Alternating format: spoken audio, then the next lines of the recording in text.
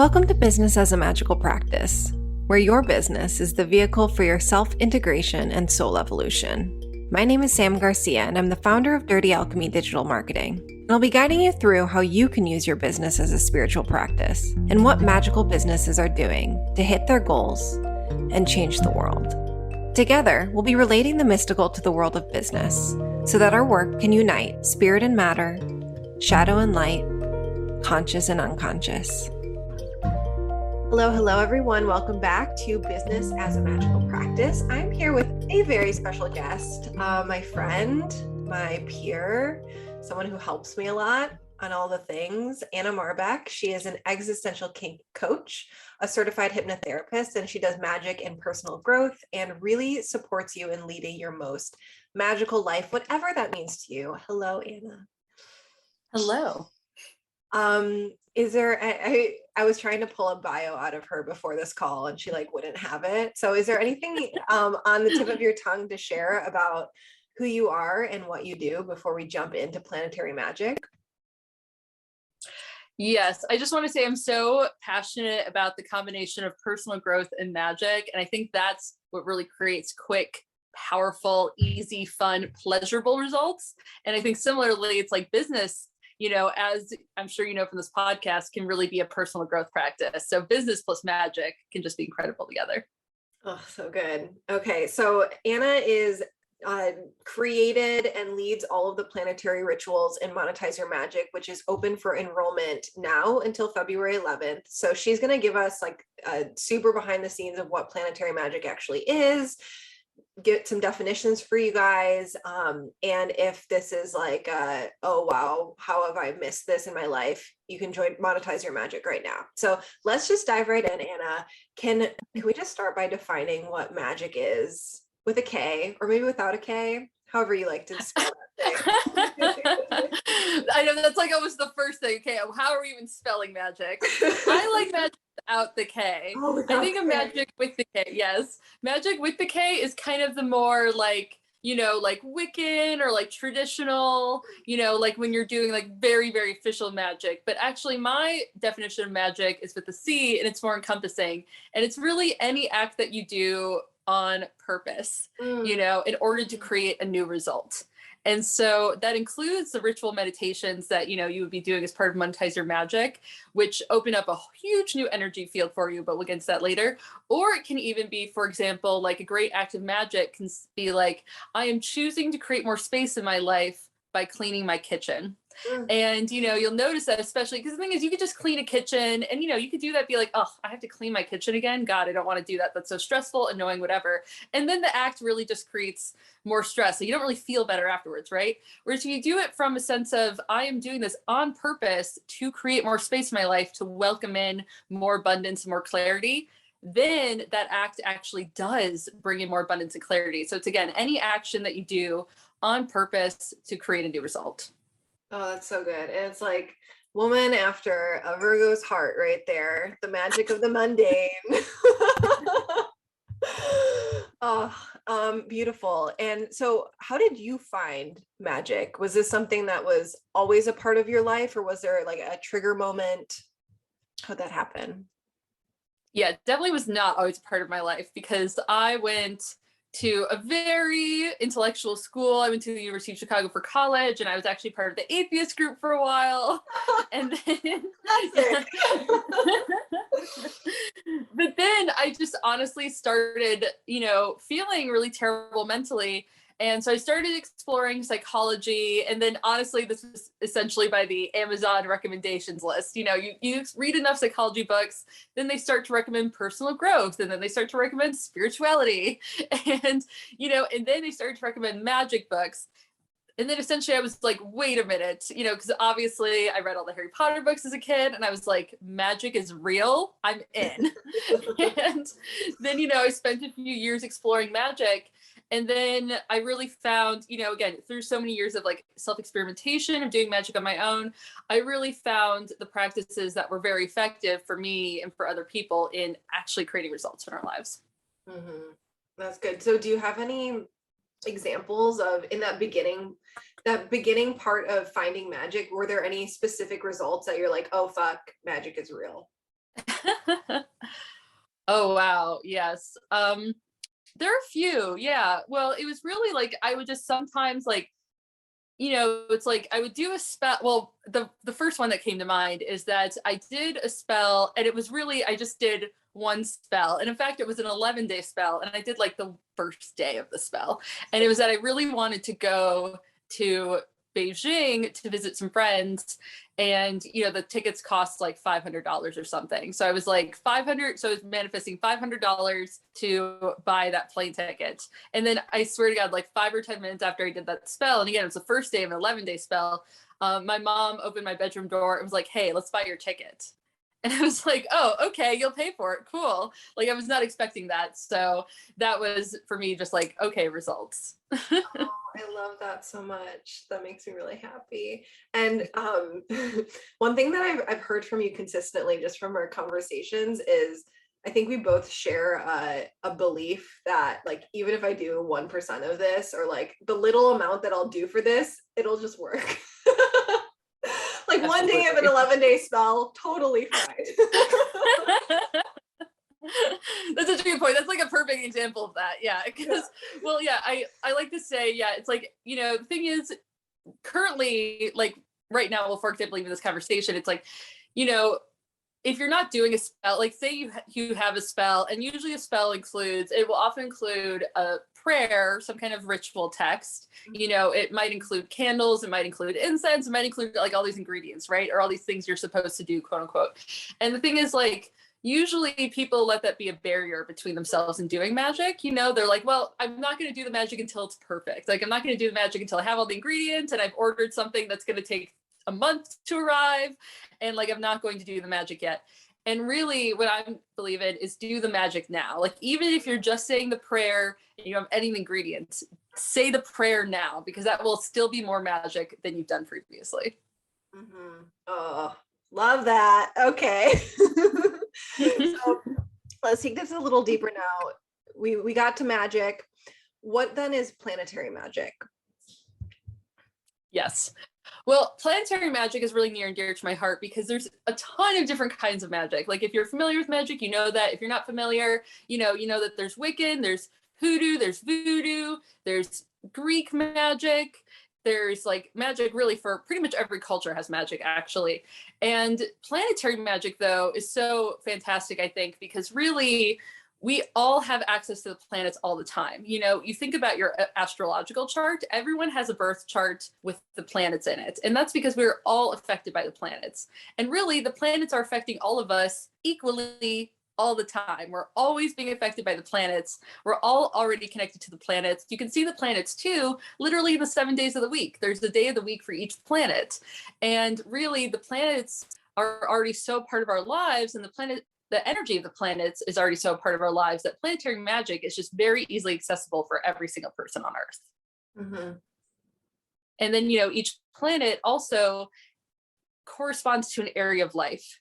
And the 7 planets really cover all areas of life. Like you could think of any topic, like you could give me any topic in the world and I could tell you that it's one of the 7 planets, and you could really do magic for literally anything in your life using the 7 planets. Mm-hmm. And just to slow down and pull out something that you said with the days of the week, like I don't remember if we've done a planetary magic episode on this podcast. We might have. I don't remember. This is my Gemini rising in action of like, could have happened, maybe not.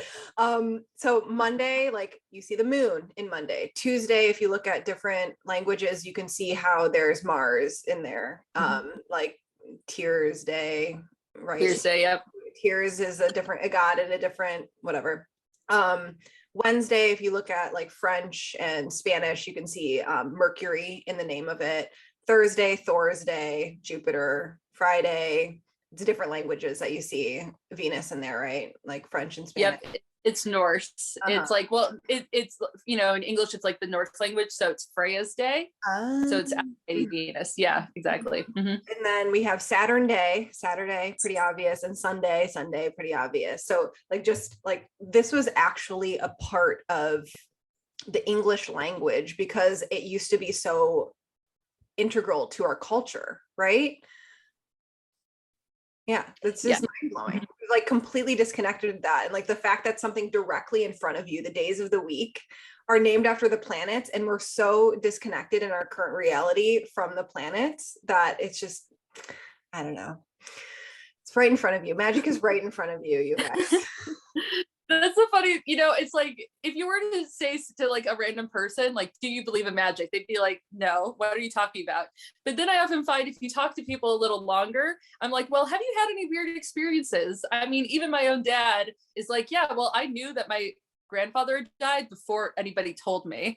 And I was like, yeah, that's pretty supernatural, you know? Mm-hmm. Or he was like, that the first house we lived in was haunted. I'm like, I know it was. I used to see things there, you know? Or like, I mean, like everyone has those things. Or the fact that a lot of buildings aren't built with a level 13. Like there's literally no 13 button on the elevator, right? It's like superstition in magic are actually really built into reality already. We just usually don't notice it. What do you think the difference is between superstition and magic? Oh, I don't think there's a difference. Okay. Yeah. But I feel like there's like a negative connotation to superstition, or it's like usually associated with negative things, like knock on wood or else you're going to get bad luck, or not the level 13 because that's bad luck. Well, this is about the role of taboo, which is something I think is really interesting. So taboo, you know, in different cultures, different things are taboo, or, you know, you're not allowed to experience them or do them for some reason, right? Because it'd be bad or bad luck. And magic is actually very related to taboo.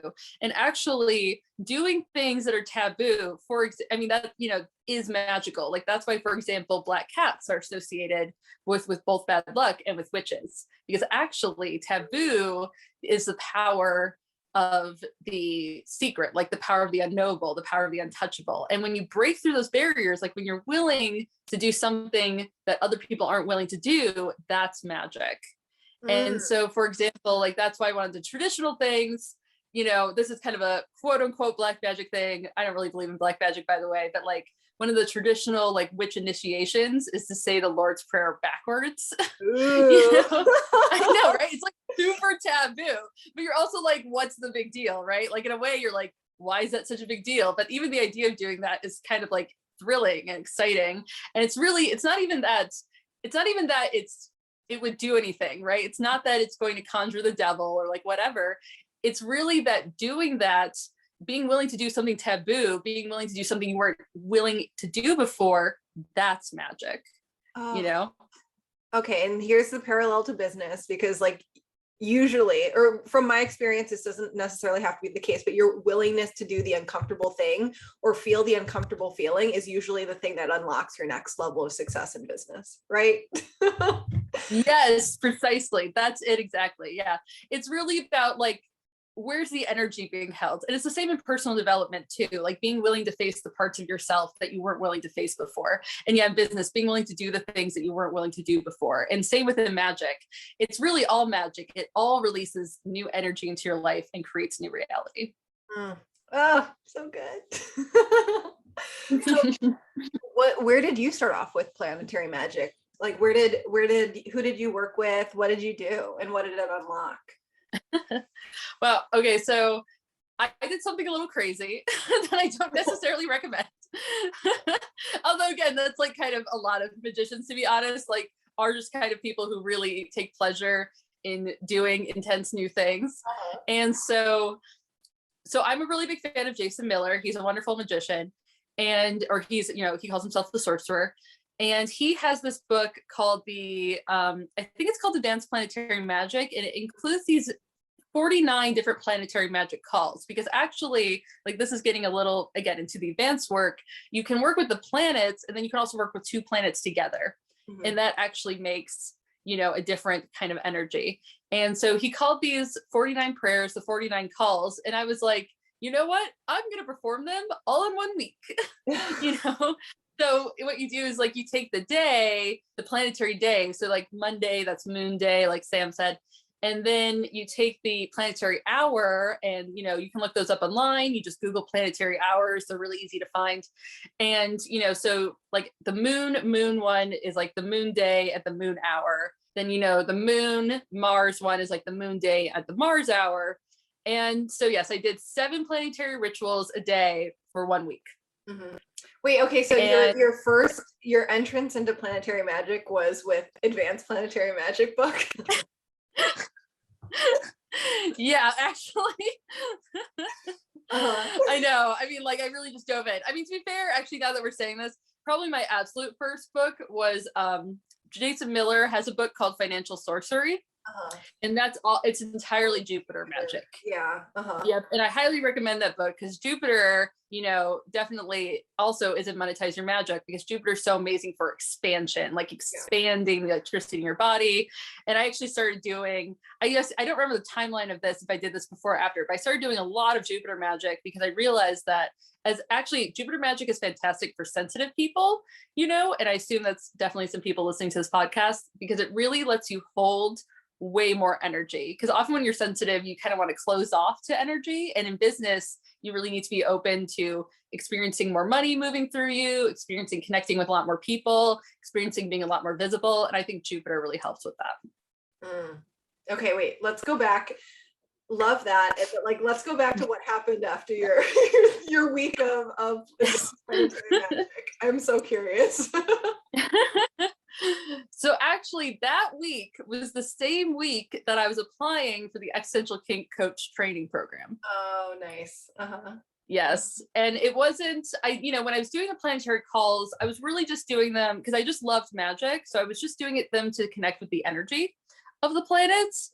I mean, the prayers themselves do have intentions, but I didn't actually have an intention for the magic other than to connect with the energy, to really, get used to connecting to planetary energy.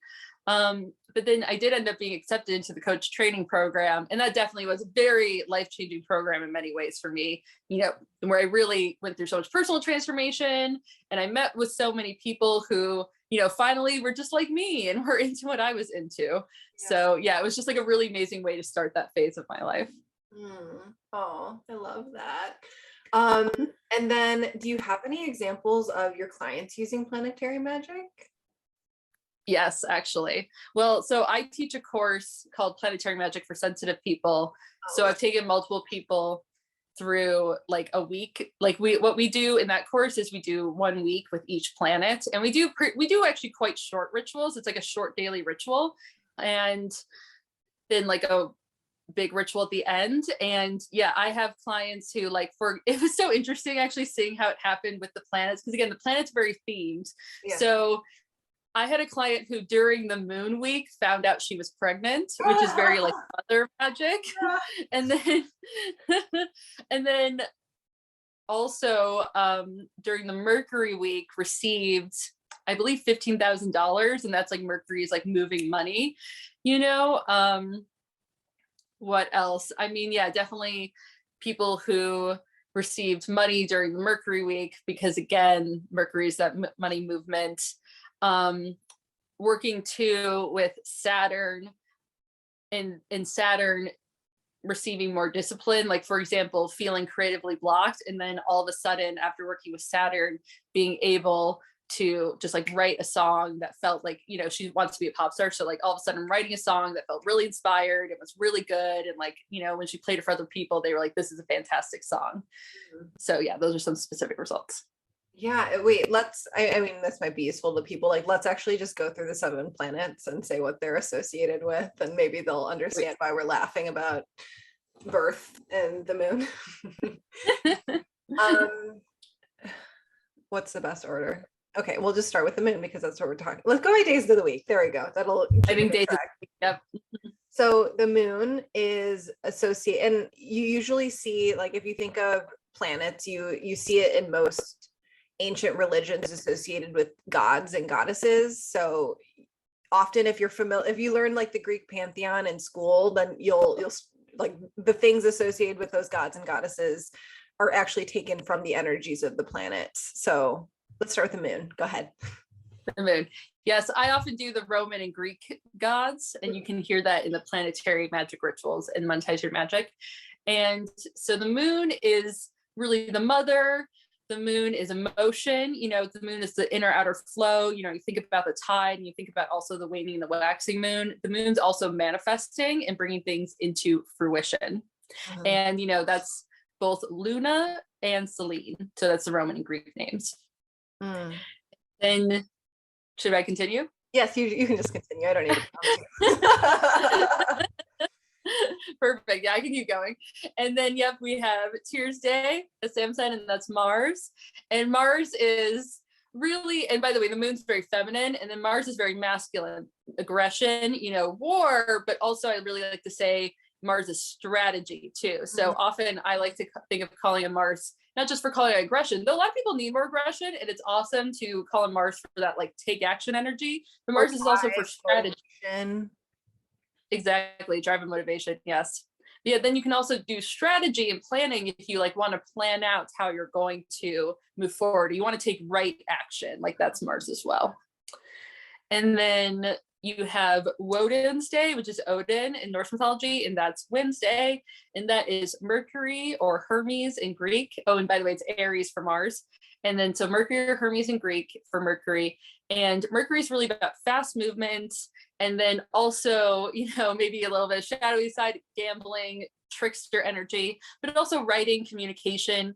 And Mercury is one of those ones that's really great for, online business owners, especially because Mercury is all about the circulation. Like Mercury is also about technology, internet, so really Mercury is like social media. Mercury is like that fast communication to different people. Mercury is also the fast movement of money. So if you want to get money moving in your life, that's what Mercury does. And like good luck too, right? And yes, I once heard an astrologer say that it's a good idea for everyone in society, whether or not you have an online business, is to be working with Mercury, just because to balance it out because of the internet, because of like this age of technology, or we're like now beyond the age of technology, that it's kind of we're overloaded with that. So we need to like extra take care of our nervous system, which Mercury rules, and really pay attention to those things because we're out of balance as a society that's like over Mercuried out. Oh, that's such an interesting way of putting it. I mean, yeah, like, right, we all have our smartphones. I mean, really all banking's done online. And I was actually talking with my mom about cryptocurrency the other day, which is not something I ever thought my mom would be interested in. So that was fun. But, cryptocurrency is so Mercury. And the fact that most of our currencies aren't really based on anything physical anymore, like pretty much all currency and all money are Mercury based now, right? They're all just movement and energy. So yeah, like Mercury is just necessity for anybody. I totally agree. One of the top crypto exchanges is called Gemini. And when I'm like just starting to get into crypto as of a few months ago. And when I saw that, I was like, oh, someone knows something. Totally. Okay, anyways, Jupiter. Let's hear Jupiter. Jupiter is just like one of my personal favorites, to be honest. Like I did daily Jupiter magic for months. I'm just a huge Jupiter fan. I used to have like a big Jupiter altar. And Jupiter is, it's that king energy. Jupiter's all about expansion, sovereignty. Like, what is your realm? What is your kingdom? Or, your queendom, your realm. What are you ruling? Where do you want to really have your influence felt?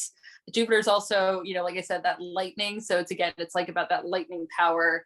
It's like, how much can you hold? How much can you give? How much can you receive? It's also like this generosity and this very magnificent energy. It's a good one for business for all of us. Definitely. If you want to get like that wealth roll again. Oh yeah, I also had another client who worked with Jupiter, and then she had so much money coming in to her nonprofit that she actually stopped working with Jupiter. She was like, I can't actually, because the thing is Jupiter will bring you tons of growth. Right? Because I mean that's what Jupiter does. Jupiter can bring you tons of growth, but you also need to be able to handle that. Yeah. You can actually ask Jupiter to do that, by the way, but Jupiter will bring the results, and then you might actually be like, oh, actually I need a moment to catch up and to like really settle in with this. Yeah. Oh, that's so good. Yeah, the first planet I worked with was Jupiter, and that was in my first introduction to any magic or planetary magic. It was planetary magic, and that was with Carolyn Elliott's influence course. It was like just jumped right in, and it started with Jupiter, and it was such a beautiful, I guess, introduction to it all. I'm really glad I went that route versus like a lot of people see magic as like you can just like look up spells online and do like these one-off spells. But if you can actually bring magic into a context and make it threaded in with actual your actual goals versus like, I'm just going to do a one-off spell and like see what happens. I feel like it's almost that's almost more superficial and versus having a more strategic approach to it. But yeah, Jupiter helped me a lot. I don't work with him anymore. Out of laziness, I think. But yeah, I have a soft spot for Jupiter because he was my first. I mean, Jupiter, well, what I often recommend too is that if people are doing Jupiter magic, they do a little Saturn magic, just like a little bit, but like, because Jupiter, like, for example, again, like this client, like, yes, it brought in a lot of money, but then she was like, okay, now I have to have the systems. Like, that's when you have to have like the systems and the discipline to deal with it. And that's what Saturn will do. You know what's funny? So Jupiter just went into Pisces, and people who are either Jupiterian or like super Pisces, I can see them in my life getting really activated in a positive way from that. And one of them is my husband, and he's had a nonprofit for years and hasn't really done much with it. Like, hasn't asked for donations or anything. He's just kind of like going about the work and not making profit because he's in a nonprofit life. But since Jupiter's been in Pisces, there's been a ridiculous like onslaught of donations into his nonprofit, and like it has triggered some Saturnian things where like, oh, we're late on these tax forms, and like getting notifications around that and being like, it because the Jupiter is getting activated, the Saturn's getting activated as well. So it's interesting that you say that, because that's been on my mind. Yep, that's absolutely true. That's exactly what's going to happen. It's just because they're actually such a natural pair together. Some people are like, oh no, Saturn. We'll talk about that in a moment. But yeah, it's like, really, Saturn is a great pair with Jupiter because Jupiter expands everything, including your taxes. You make more income, you got to pay more taxes. But it's part of the realm, right? It's part of government, and that's Jupiter ruled. Yeah, so good. Okay, so our next one is Venus. Venus, another deep favorite of mine. I do Venus magic still literally every day and have for probably a couple years, actually. What does that look like? What does your daily Venus magic look like? It's fairly simple, but it's very effective. So what I do is first of all, I deliberately lean into pleasure. Mm-hmm. Again, that's what makes anything a magical act, because I could just take a bath and it would just be a way to get clean, right? Or I can take a bath knowing in my mind that I am honoring Venus, Aphrodite, as I take this bath. Sometimes I will even imagine that I am in a temple, like a Venus Aphrodite style temple. And then as I wash my face with, like creams that feel fabulous to me or whatever, I'll say, hail Venus, hail Aphrodite, hail Venus, hail Aphrodite. Or as I put on makeup, I'm thinking, hail Venus, hail Aphrodite. And I'm imagining sympathy being created between me and Venus Aphrodite. And I'm also imagining and like asking Venus Aphrodite to create attraction and, convivial feeling between me and other people. Oh, I love that. Is there a specific reason Venus is the one that you do daily practices with? It's really that, well, first of all, I do work in a client-facing job, so I like to feel good. I find that there's a big difference between when I work with Venus Aphrodite and, I'm really coming from a very heart-centered place versus when I don't, and maybe I'm feeling a little tense or I'm kind of like focused on something else. I mean, I really work with Venus Aphrodite because, well, I am Venus ruled. That's my dominant planet. You can actually look this up online, your dominant planet. My dominant planet's Venus. But then also, and I'm also a Taurus ascendant, so I'm also ruled by Venus in that way. And I also work with Venus Aphrodite, though, because I love that feeling of love. I just love feeling relaxed and heart-centered and in my pleasure. And so, you can choose a planet to work with daily or on a regular basis, depending on how you want to feel. Yeah.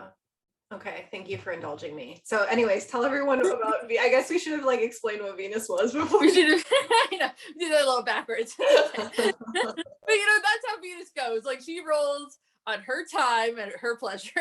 Well, it's funny, like this conversation, because we're both manifestors in human design, and I feel like we're both talking so fast that like people are gonna have to listen at like half speed, but it's fine. I'm enjoying it. I am a really fast talker. Honestly, I've been told to like slow down, but I enjoy it. They're listening on a podcast app where they can listen at half speed if they need. Perfect. So yes, Venus Aphrodite. And I know I'm like, well, you know, it's like I'm even wearing like this pink scarf, right? It's like I love this, you know, it's like the pink scarf is kind of that energy. And I have these red walls. Anyway, so Venus Aphrodite, really about the pleasure, love, eroticism, sex, beauty, luxury. You know, it's like, you know, honestly, you can work with any planet for money magic and for business magic. And for Venus, it's like that high end kind of luxury feel. Or it's also, you know, relationship. It's your relationship with anybody. And again, it can be romantic, and it can also be friendship, family, client relationships. Anytime you want to form a relationship, anytime you want to like attract in things, that's Venus. Mm-hmm. So good. Okay. We're not even close to that. I was about to be like, last one, Saturn, but that's not true. Saturn sex, everyone's favorite. I think Saturn should be everyone's favorite. Saturn is amazing, but I actually really started my deeper work because I really did like deeper work with most of the planets, but Saturn was really the planet I worked with last, because everyone's always like, Saturn's so scary, or like Saturn is this really heavy energy. And what I've honestly found working with Saturn is that actually Saturn's really about foundations. You know, like I think other planets, like maybe, you know, even Jupiter to a certain extent, will create castles in the sky. You know, it's like dream it out. I think Jupiter actually manifests a lot of it too, but still, it's like the dream of the castle in the sky. And Saturn builds the foundation underneath that castle. Like Saturn is your foundations, Saturn's your boundaries. Saturn's restriction, and you know, you can think of restriction in a negative way, but I think restriction can also be positive. Like get rid of time wasters, get rid of, you know, taxes, get rid of money wasters, you know, really restricting the things that you don't want restricted. And as you know, one of my clients once put it, like she also was scared to work with Saturn. And then she was like, you know, I'm actually thankful. Like it's actually good to have my skin as a boundary between me and the rest of the world. You know, like we actually need our skin to hold in our organs and to hold our bodies in. Like some 3D reality things are good. Like some restrictions are good. So it's really about, you know, embracing restriction as something that makes reality possible. Yeah. And one of the things I love so much about planetary magic is because there's so much metaphor in it, and it's so we can see how much our culture is actually steeped in it and how much it creates it, because so we have these 7 planets that are visible, and that's why the most ancient traditions work with only 7 of the planets, is because there's only 7 visible planets, and the outermost one is Saturn. So he was considered to be the barrier between reality and not reality. So he's like, you see him as the reaper or time, or all of these things that are this separation between 3D reality and beyond. And I don't know where I was going with that, but I don't know where I was going with that. I love planetary magic because of all of the metaphors in it, essentially. And you can see all of these different layers of, it's not just about these deities, or it's not just about reality, but it's also linked with how we actually were able to see it working in the sky, and the past in our ancient civilization where there was no electricity. We were outside at night staring at the stars and creating stories, and shamans were connecting in with the energy of these things that were moving relatively independent of the rest of the cosmos, of the stars moving. So they created stories around it, but there's truth in those stories. Okay, that's where I was going with it. Got there.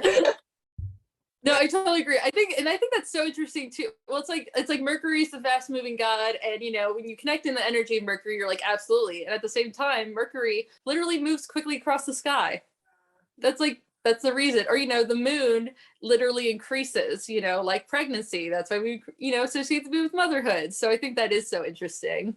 And, you know, one of my favorite things that I read a while ago is that, you know, it said something like the ancients you know, they didn't used to do planetary magic where they did all these rituals and like they, you know, had these spells that they used. They would just look at a planet and just be like, just look at it for a while and be like, Venus, I feel sympathy with you. Give me love. And that would be it. That would be the spell. And I'm like, that's absolutely a spell. Yeah. Oh, that's really good.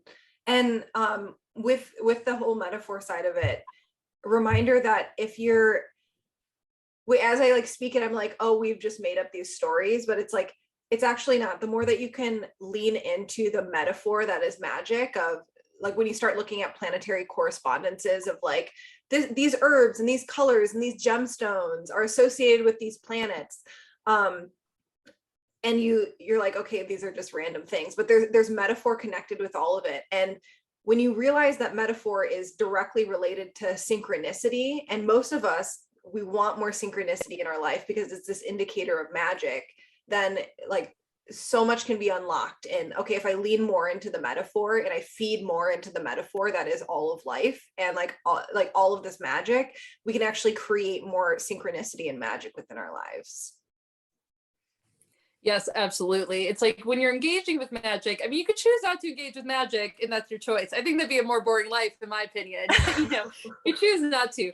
Or you can choose to engage with magic. And it's really, I think it's about choosing your meaning. Like, you know, you can choose to live a magical life. You can choose that, you know, engaging in these colors and engaging in these spells and engaging in these herbs and crystals means you're connecting to the planet.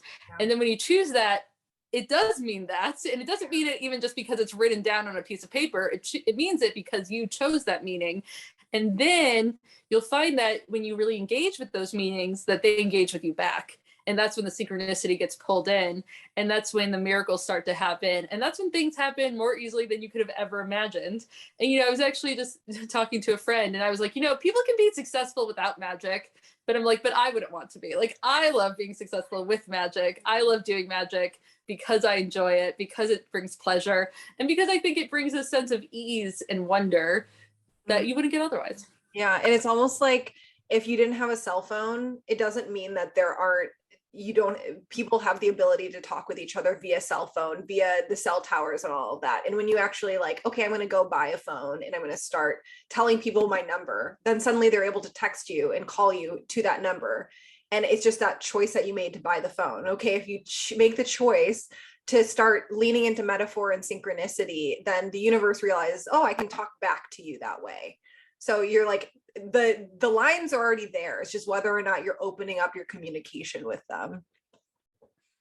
I love that. That's a perfect way to put it. Yes. How do we get here? Okay, so we still have sun. We still have sun. I know. And the sun is really important, obviously. Oh, it is, absolutely. So the sun is about sovereignty too, but in a bit of a different way than Jupiter, because Jupiter is about the realm, right? But sun's about personal sovereignty. And really the sun's about shining out. You know, the heart is in many ways the center of the sun. And so it's really about your personal power. The sun is also associated with health and vitality, and it's about shining out, you know, being visible and letting everyone see you and be attracted to you. Mm-hmm. Yeah. I'm like, there's something about the sun that I feel like it's almost fundamental for people to work with, but we want to just skip over it because it is.